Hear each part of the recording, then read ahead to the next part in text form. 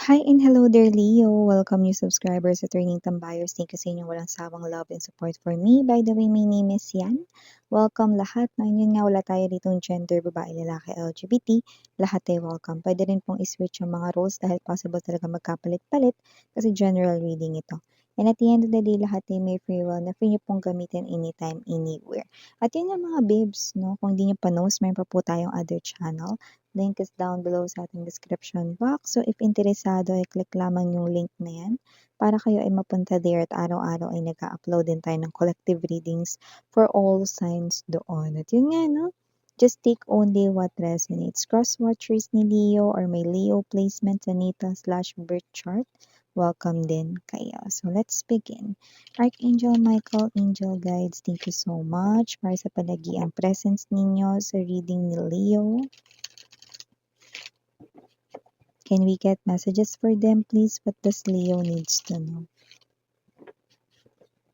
Can you please show me, Leo? What does Leo needs to know?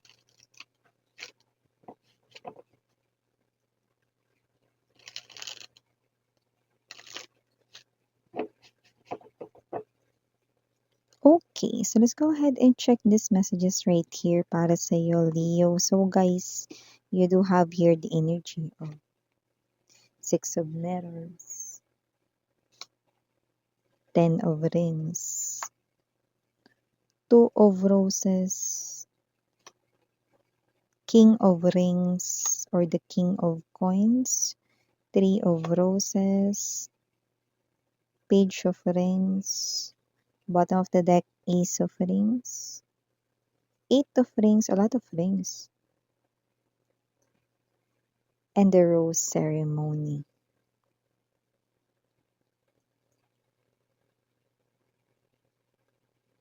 Okay, so Leo, sa nakikita natin dito mga babes, no, mukhang meron ditong energy na nalulungkot dahil you've already found love. At kung sino man ito, no, may energy ng halo-halo, pwedeng ex nyo ito sa iba sa inyo. Pero yung iba, no, parang magta-try pa lang ata na mag-express ng kanyang feelings, magko-confess pa lang ata, pero parang meron ng nauna, no. Pwedeng taken ka na, no, bago kanya rito nakilala at na-fall siya sa'yo. At yung iba naman puwedeng ikakasal na kayo kaya parang wala na siyang pag-asa dito. Yun oh. So nakikita natin dito. Okay. Meron ditong lumbay-lumbayan, lungkot-lungkutan. Yan. Okay. So nakita rin ako ng energy rito mga babes na posibleng meron dito no, na klase ng biyahe. Parang matatagalan kayo doon. Okay. So kung saan man kayo pupunta, pwedeng ito ay work-related. Baka madidestino kayo no, sa isang malayong lugar. Pwede rin naman no, sa ibang country no, to some of you. Yun na nakikita natin dito. It's a biyahe na posibleng matagalan kayo ron kasi meron tayong nakikitang homesickness din dito, no? Parang first time ninyo na mahihiwalay sa inyong family, no? Pero kung ano man yung dahilan, no, ng inyo ritong pag-alis, no, more likely it's work-related. Okay, tatanggapin nyo yan kasi with the Ten of Rings, this is you pwedeng kakasimulan nyo lang dito, no, ng pagkakaroon ng family, no? Pwedeng kakakasal nyo lang, no, or pwedeng kayo pa lang 'to na nagsisimula ng small family, no? For your wife, your husband, no? You're doing this for your kid. Yan, no? So, may ganong klase ng energy. Pero yung iba, it doesn't have to be na magsa-start kayo ng family. Pwede rin naman na para sa inyong family, no? Like biological parents, mga kapatid mo, no? Para mas makapag-provide ka rito. So, with the Ten of Rings energy, Three of Roses, okay? An opportunity of work, no? Kung saan nakikita ko makakaipon ka talaga with the King of Rings energy, okay? And at the same time, makakapag-provide ka sa pangangailangan ng inyong family. Yan, no? Yan. Okay? So, maliban dyan, nakakita rin tayo dito ng energy, mga babes, no, ng new love para naman dun sa mga single na wala pang ka-in relationship or wala pang nandiligaw sa inyo. Well, meron dito with the date card ang mag-iimbita sa inyo. No, for some reason, nakikita ko na itong person na to, no, is mukhang next month ito, high chance na mangyayari, no? at maaaring makita ka nitong person na 'to 'no, sa isang crowd. Kung saan ang dami ring mga faces, ang dami ring mga tao din dun na pero mapapansin ka niya. Lalapitan ka nito 'no, and with this page of rings energy, puwedeng siya ay mas bata sa inyo sa age but doesn't have to be, pero younger looking 'no. Pero pagdating naman sa kanya ritong ugali 'no, this person here might approach you kasi gusto niya nga rito makipagkilala sa'yo at saka may energy siya rito 'no, na parang ang bilis naman ata miss yan 'no. Well, ayaw niya kasi rito mag-aksaya ng panahon 'no, gano'n din siya rito sa iba niyang dealings sa life kahit sa trabaho niya. Ayaw niya ng may pinipend dito kapagka meron talagang oras at nandodoon na yung pagkakataon, gina-grab niya talaga yung pagkakataon na yun. Kaya nakikita ko na kung sino man ito with the page of rings, this person is not someone who's flirty 'no, at hindi lang nandito for casual fling, but this person here is serious 'no. Page of rings, energy 'no, yan ang nakikita natin dito, um, Leo. So maliban diyan Leo, nakakita rin ako ng energy rito 'no, na meron dito mga babes na posibleng nakatingin sa'yo, okey? Nagmamatiyag dito 'no, pero ito walang kinalaman sa pag-ibig pero puwede ka niya ritong offeran ng pera, 'yan 'no. So kung ano man ito, 'wag mag-alala legit naman 'to mga babes 'no. Puwede mong maging sideline ito or maging side hustle 'no, kikita ka dito. Eight of Rings energy is an indication that someone here is looking someone na kayang gumawa nito, marunong sa ganito, kung ano man 'yan 'no. And it's so happy na mukhang may nalalaman ka kung paano 'yung gawin o baka may talent ka do'n o baka naman yan talaga yung hilig mong gawin 'no, and dito sa hilig mong gawin, dito sa alam mong gawin 'no, magkakapera ka pa, 'di ba?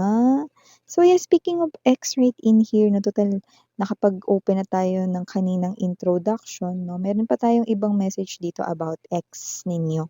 Okay.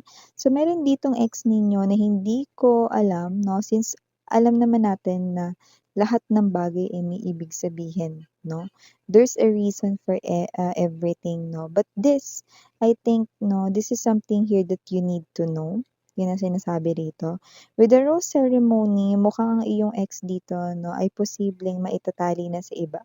Puwedeng siya ay makakasal na sa iba or puwedeng meron dito na parang person 'no, kung saan dun na siya mai-stuck. O ano namang kinalaman ko dun miss yan 'no? Well, nakikita ko dito na kung sino man 'tong ex mo na 'to kailangan niyang i-brace ang kanyang selves, kasi nakikita ko rito na hindi siya magiging happy diyan. Para siya ritong naghanap 'no ng batong ipupukol or ipupukpok sa kanyang sarili 'no. Well, maybe this person here had hurt you. Maybe this person here 'no, puwedeng ginawa niya kayong options, pero tingnan mo nga naman 'no, maaaring ang taong ito 'no, ay makukulong sa isang klase 'no, ng parang malabangungot na love story.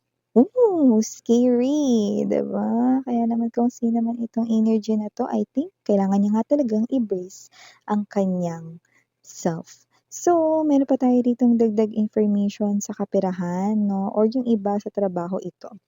Possible na sa inyong trabaho ay maaari rito 'no, na baka meron dito na parang feeling mo pinag-iinitan ka niya 'no.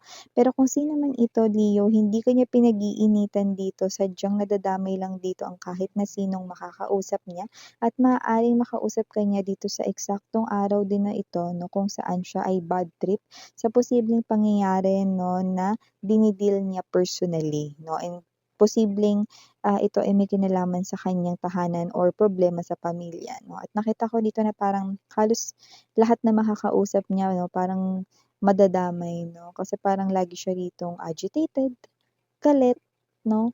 So parang, yung problema niya in short nabitbit niya rito 'no, sa kanyang trabaho 'no, or kung saan man niya kayo rito mami-meet or makakausap, 'yan o. This could be a katrabaho, more likely, okey. So 'yun nga 'no, hindi talaga dapat binibitbit yung problema sa bahay 'no, sa trabaho kasi makakaapekto talaga 'yan, okey. So, nakita ko rito na posibleng madamay kayo 'no, sa inis niya at maaaring mapagbuntunan niya kayo, 'yan.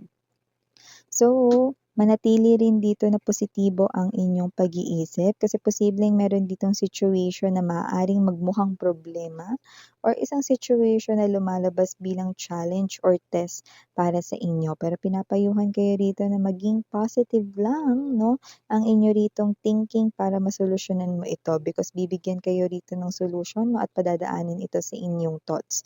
Mapapansin mo lamang ito kung hindi ka magbubuhos ng atensyon sa pagpapanik.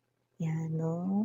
Okay, may kinalaman ito sa multitasking. Posibleng may kinalaman din ito sa work 'no. Possible na meron kayo ditong mga pending na works or whatever or possible na meron ditong issue sa work 'no or sa inyo ritong particular na ginagawa. Puwedeng may malampasan 'no or merong hindi mapansin dito 'no, pero may solusyon na ibibigay sa universe at ipapakita niya yun sa inyo 'no. Pero kailangan huwag kayong mag-panic upang ito ay maisip ninyo. Okay, yun ang nakikita natin ditong, um, situation 'no, na posibleng mangyayari sa'yo.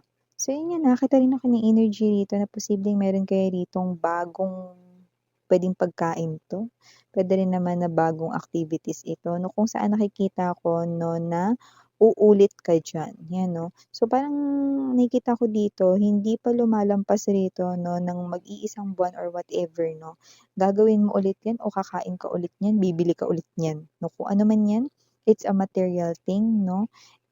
Pero puwede rin naman na 'yan ay isang klase ng activities 'no.